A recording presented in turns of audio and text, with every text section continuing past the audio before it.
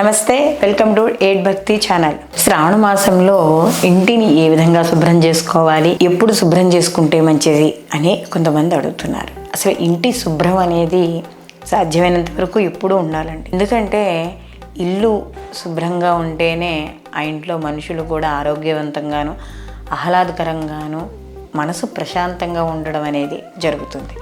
మరి ప్రత్యేకంగా శ్రావణ మాసమే ఎందుకు చెప్తున్నారు అనుకుంటే, ఇక్కడ శ్రావణ మాసం అంతా కూడా మనం లక్ష్మీదేవిని ఆరాధించడం అనేది జరుగుతుంది. ఎక్కడ అశుభ్రంగా ఉంటుందో అంటే పరిశుభ్రంగా ఉండదో అక్కడ లక్ష్మీదేవి అనుగ్రహం ఉండదు అని మనకి పెద్దలు చెప్పడం అనేది జరుగుతుంది. మరి ఈ లక్ష్మీదేవి అనుగ్రహం ఉండాలి అంటే ఏం చేయాలి? ఎప్పుడూ కూడా ఇల్లుని శుభ్రంగా ఉంచుకోవాలి. మరి ఏ సమయాల్లో మనం చేసుకోవచ్చు అనుకుంటే, శ్రావణ మాసం ముందరే కూడా మనం ఈ అక్కర్లేని ఈ విరిగిపోయినవి ప్లాస్టిక్వి కుర్చీలు, ఇనుప సామాలు, ఈ చిరిగిపోయిన బట్టలు ఇవన్నీ ఏముంటాయో అవన్నీ కూడా ఎప్పటికప్పుడు శ్రావణ మాసమనే కాదు ఎప్పటికప్పుడు అలాంటివన్నీ కూడా తీసేస్తూ ఉండాలి.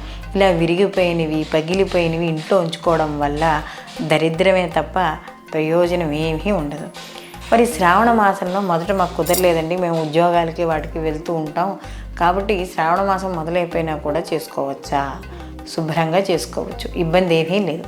ఏ శని ఆదివారాలు లేకపోతే ఎప్పుడైనా ఖాళీ ఉన్నప్పుడు మంగళవారం శుక్రవారాలు కాకుండా పూజలు దులపడం, మిగతా ఎప్పుడైనా కూడా ఇంటిని శుభ్రం చేసుకోవచ్చు, ఇబ్బంది ఏమీ లేదు.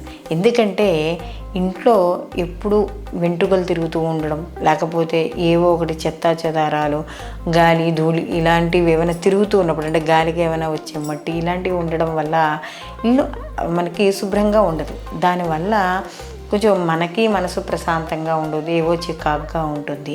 కాబట్టి ఆ ఇంటికి లక్ష్మి అనుగ్రహం కలగదు అని చెప్పడం అనేది జరుగుతుంది. మరి ఈ మనకి శ్రావణ మాసంలో మేము మరి ఇలా నాన్ వెజ్ అవి తింటామండి, మరి ఎట్లా? తినేవాళ్ళకి ఎట్లా అంటే ఈ పూజలు చేసుకోవచ్చా అంటే, ఇప్పుడు ఎవరి ఆహార పద్ధతులు వాళ్ళవి. పొద్దున దీపారాధన చేసిన తర్వాత మీరు ఏవైతే ఆహారం సంబంధించిన అలవాట్లు ఉన్నాయో వాటిని చేసుకోవచ్చు. కానీ మళ్ళీ మన్నాడు సాయంకాలం అంటే ఈ నాన్ వెజ్ తినేవాళ్ళు ఎవరైతే ఉన్నారో వాళ్ళు పొద్దున్న తినక ముందర తలారా స్నానం దీపం పెట్టుకున్న తర్వాత మళ్ళీ తిన్న తర్వాత ఇంకా సాయంకాలం దీపారాధన చేయకూడదు.